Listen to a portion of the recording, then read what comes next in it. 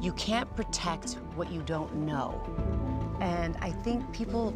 Just days before the most expensive wedding of the decade, Jeff Bezos and Lauren Sanchez's perfect fairy tale was hit with a lawsuit that sent shockwaves through Hollywood and Silicon Valley. It wasn't just bad timing. Insiders began whispering that one of Bezos' most powerful rivals might be quietly orchestrating the chaos. If the rumors are true, this wasn't about love at all. It was about revenge, leverage, and a billionaire war that's been simmering for years. Venice, 3 days of celebrations, sprawling across ancient palaces and glittering canals. About 200 guests, each one a headline name. Oprah Winfrey, Bill Gates, Kim Kardashian, Tom Brady. The list read like the front row at the Met Gala, except this time.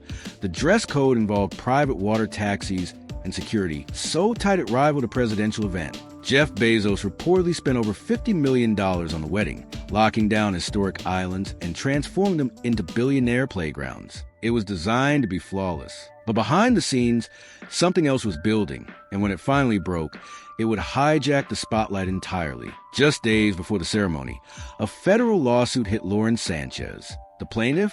Alana Zabel, a respected yoga instructor and author. The claim? That Sanchez stole her children's book Dharma Kitty Goes to Mars and turned it into The Fly Who Flew to Space, which later became a New York Times bestseller. According to court documents, Zabel alleged that entire plot lines, scenes, and even the design of an astronaut suit in Sanchez's book matched her own work, almost word for word. But the most jaw-dropping detail? The timing. Filed right before the wedding, it guaranteed maximum embarrassment and media coverage. In an instant, Venice's fairy tale was fighting for space in headlines against plagiarism claims.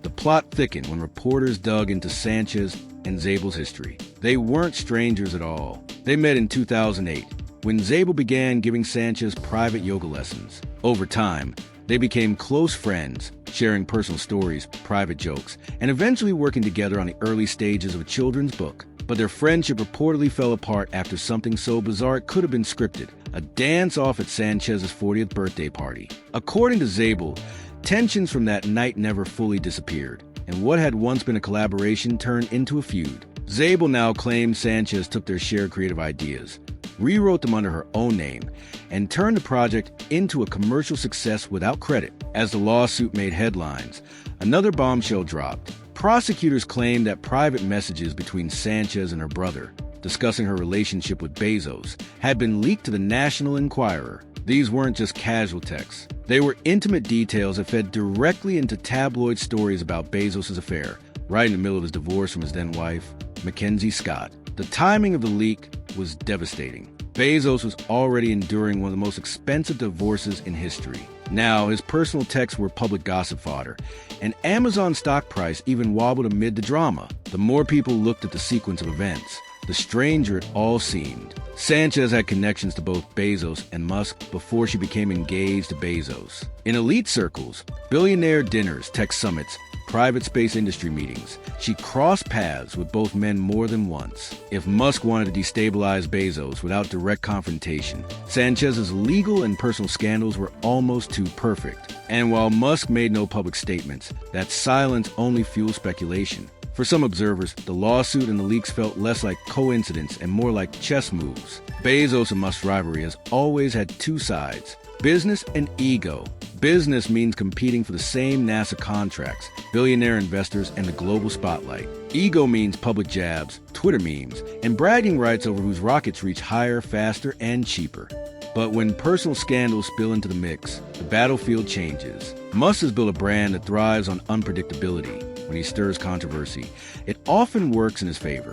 Bezos has done the opposite, maintaining a tightly controlled image, which means when that image cracks, the damage hits harder and lasts longer. Sanchez has been a public figure for decades, from local TV anchor to helicopter pilot to philanthropist. But her dating history has drawn as much attention as her professional achievements. When her relationship with Bezos became public while he was still married, critics labeled her opportunistic.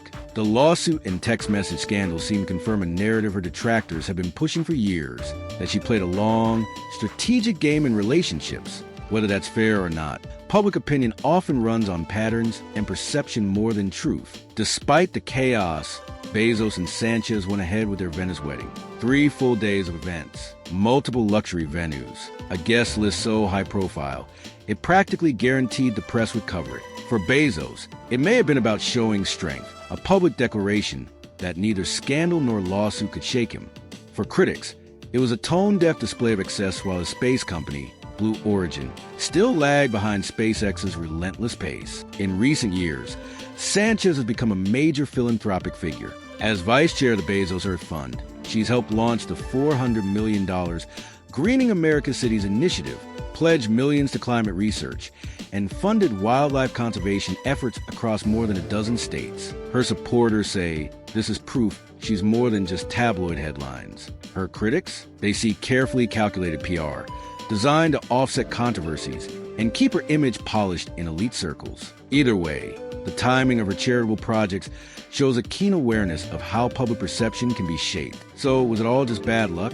A long-simmering personal feud with a former friend that happened to explode during her wedding week? Or was this a carefully orchestrated move by Elon Musk to rattle Jeff Bezos when he least expected it? In the billionaire world, attacks don't always come in boardrooms or courtrooms. Sometimes they arrive in the form of lawsuits, tabloid leaks, and perfectly timed scandals. And right now, Lauren Sanchez stands in the middle of what may be the most personal and public billionaire war of our time.